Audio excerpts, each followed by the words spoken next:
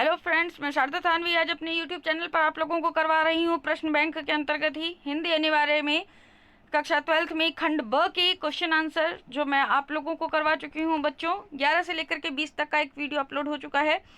आज हम करेंगे 21 से लेकर के 30 क्वेश्चन। केवल मात्र 10 क्वेश्चन है आज के इस वीडियो में। देखिए, पहला क्वेश्चन है आपके पास में 21 का। बाजार के आमंत्रण की किस खूबी का उल्लेख लेखक ने किया है?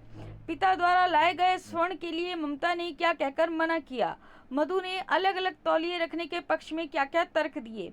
स्त्रियों की भीरुता तो उसकी लज्जा के समान ही रसिकों के मनोरंजन की वस्तु रही है, स्पष्ट कीजिए। बाजार की सार्थकता किस मनुष्य से प्राप्त होती है? बसंत ने मधु को उसके मामा से जुड़ा क्या वृत्तांत सुनाया? ममता ने रोहतास दुर्ग के बाद अपना निवास कहाँ बनाया? चूहा सैदन शाह के लोगों का रक्त परीक्षण करने पर डॉक्टरों ने क्या पाया? ठेले पर हिमालय पाठ के आधार पर बताइए कि सेन ने शीर्षासन करने का क्या लाभ बताया? और लास्ट क्वेश्चन है आपके पास में, अष्टकोणीय मंदिर पर लिखे गए शिलालेख में ममता का नाम क्यों नहीं था? तो आज के इस वीडियो में केवल इन 10 क्वेश्चन के आंसर हैं।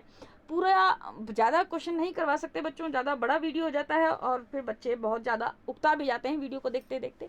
केवल मात्र 10 क्वेश्चन है। पूरा वीडियो देखिएगा, पसंद आए तो लाइक कमेंट और शेयर करना भी ना भूलिए, चैनल को भी सब्सक्राइब करना ना भूलिए।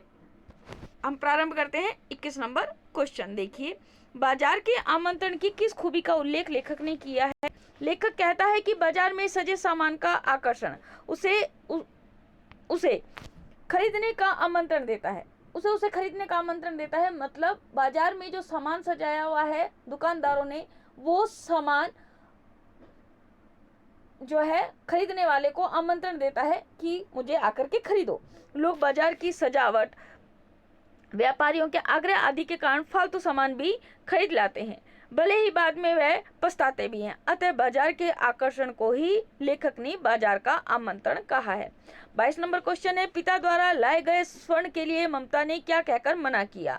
ममता संतोषी स्वभाव की थी, इसलिए जब उसके पिता स्वर्ण लेकर आए तब उसने कहा कि विपत्ति आने पर ब्राह्मण होने के नाते अन्य लोग उनकी सहायता अवश्य करेंगे, इसलिए भावी विपदा की आशंका से उत्कोच लेना अनुचित मानकर ममता ने स्वर्ण मुद्राएं लेने से मना कर दिया। मधु ने अलग अलग तौलिए रखने के पक्ष में क्या क्या तर्क दिए? अब इसका उत्तर देखिए।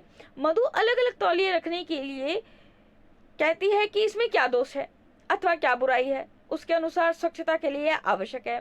वो कहती है कि आवश्यक नहीं कि तौलिए बाजार से खरीदे ही हुए हों। तौलिए के रूप में खादी के अंगोछे को भी काम में लिया जा सकता है, लेकिन जिस तौलिए से दूसरे ने अपना बदन पहुंचा हो, उस तौलिए से किस प्रकार दूसरा आदमी अपना शरीर पहुंच सकता है। अतः प्रत्येक कार्य और प्रत्येक व्यक्ति के लिए स्वच्छता की दृष्टि से अलग अलग तौलिए होने चाहिए।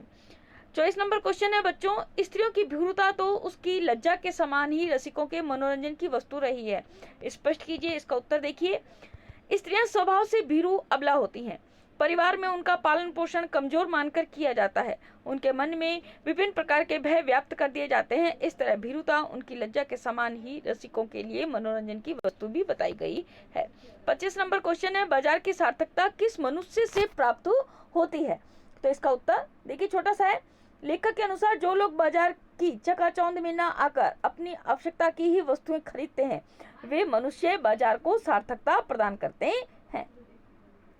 26 नंबर क्वेश्चन है, बसंत ने मधु को उसके मामा से जुड़ा क्या वृत्तांत सुनाया? तो इसका उत्तर देखिए। बसंत ने मधु को बताया कि जब बसंत ने उसके मामा का रेजर इस्तेमाल किया था, बसंत ने मधु को बताया कि जब मैंने तुम्हारे मामा का रेजर इस्तेमाल किया था तो मामा ने बसंत द्वारा उनका रेजर इस्तेमाल करने के बाद पहले ब्लेड को निकाला, फिर लॉन में फेंक दिया। यानी कि मामा ने, जो बसंत ने रेजर इस्तेमाल किया था, उसको पहले क्या किया, उसका पहले ब्लेड को निकाला, फिर उस ब्लेड को लॉन में फेंक दिया।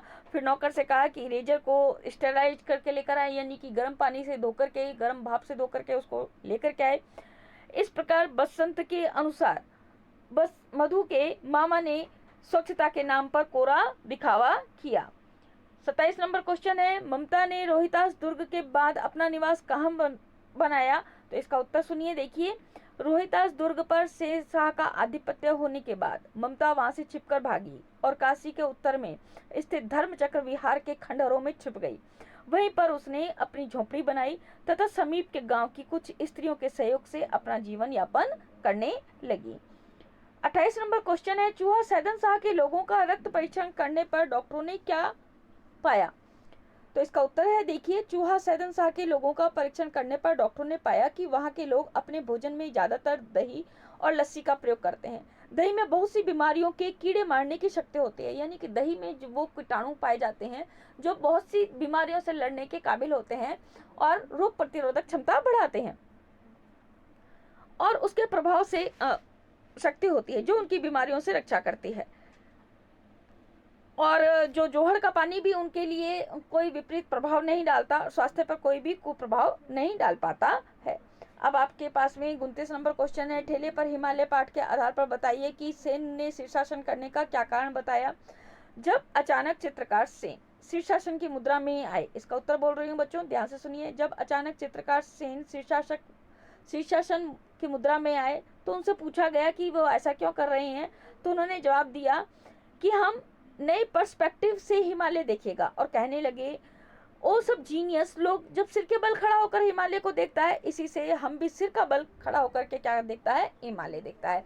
जब लोग सीधा खड़ा होकर के हिमालय को देखते हैं, हम देखते हैं कि उल्टा होकर के हिमालय कैसा लगता है।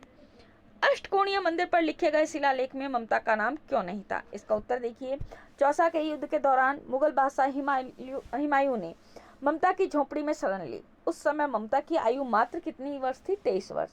हुमायूं ने जब उसकी झोपड़ी को छोड़ा तो उसने अपने साथी को आदेश दिया कि मिर्जा, उस स्त्री को मैं कुछ ना दे सका, उसका घर बनवा देना, क्योंकि मैंने विपत्ति के समय यहाँ विश्राम पाया था, यह स्थान भूलना मत। 47 वर्ष बीत जाने के पश्चात, अर्थात 47 वर्ष बीत गए, जब 47 वर्ष बीत गए और ममता हो गई 70 वर्ष की, एक दिन एक अश्वारोही ममता की झोपड़ी के पास आया और कहता है कि वह बुढ़िया मर गई होगी। अब किससे पूछूं कि एक दिन शहंशाह हुमायूं ने किस झोपड़ी के नीचे विश्राम किया।